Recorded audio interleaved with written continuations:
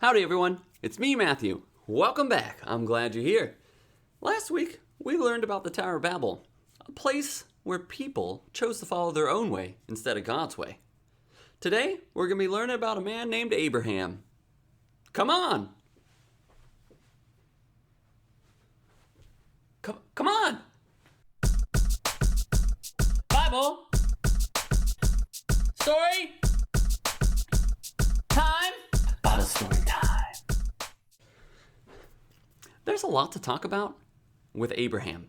First off, his name was Abram to start with, but for my sake and our sake, we're just going to refer to him as Abraham. If you start to read the story of Abraham in Genesis chapter 12, just know that Abram is Abraham. Got it? Cool. God chose Abraham to be the start of his rescue plan.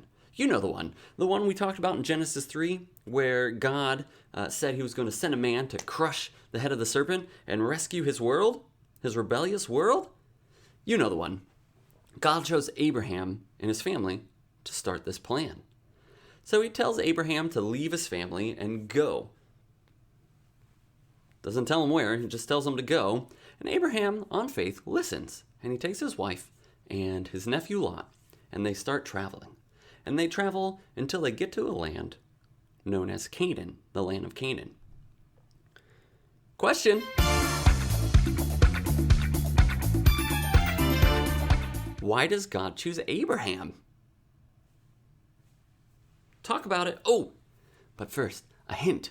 In Genesis chapter 12, verses 1 through 3, it has the answer for you. Go ahead. Knock yourself out. Figure it out. Okay.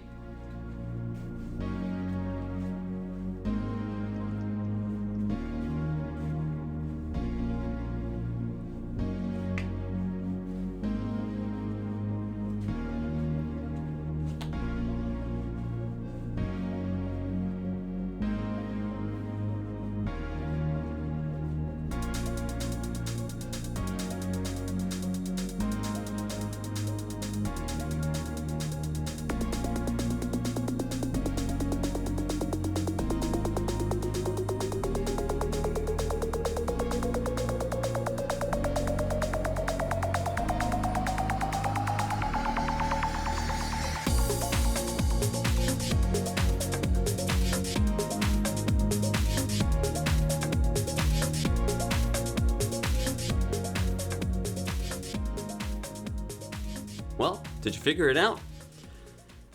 If you didn't, I've got the answer for you. The Lord wanted to bless the world through Abraham's family.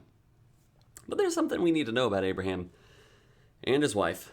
They didn't have any kids, nor could they have kids. So you may be thinking to yourself, how could God use Abraham's family to bless the world if he didn't have kids, he didn't have grandkids, and he couldn't have kids? Well, that's a good question. In Genesis chapter 15, verses 1 through 6, God makes a promise to Abraham that his family is going to be more numerous than the stars. And in miraculous fashion, while knowing that it was pretty much impossible for that to happen, Abraham trusts God. God makes a covenant. Remember, a covenant is a promise with Abraham that he's going to be the father of many nations and that the world will be blessed through his family. Now, the story continues, and Abraham and Sarah are told by God that they're going to have a baby. And Abraham and Sarah, they both laugh at this because they know how impossible it is. They can't have kids. But 9 months later, sure enough, they have a baby boy and name him Isaac. There's nothing that's impossible for God. While Abraham showed great faithfulness throughout his life, he did mess up and he did sin, and he didn't put his trust in God sometimes. Even despite that, God would rescue him and be with him. Because when God makes a promise, it's as good as done. Fun fact!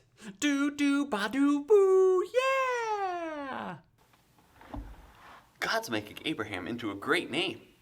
This is in direct comparison to the people at the Tower of Babel. They were trying to do it themselves, for themselves. God's doing it here for Abraham to bless the whole world. I relate a lot to Abraham. He's a man that is faithful to God, but messes up, sins. And I love how that anytime he sinned or messed up, God was there to rescue him time and time again.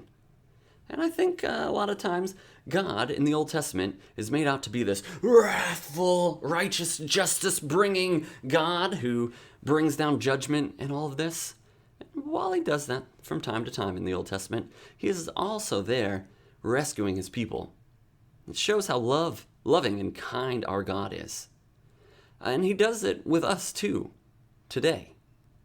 Right? That when we mess up, make mistakes, sin, God is there with us, and he helps us and rescues us through his son Jesus. I'll leave you with this final question to talk about as a family this week. How does it make you feel knowing that God loves you even though you mess up, sin? How does it make you feel? Talk about it. I'll see you guys next week. Bye!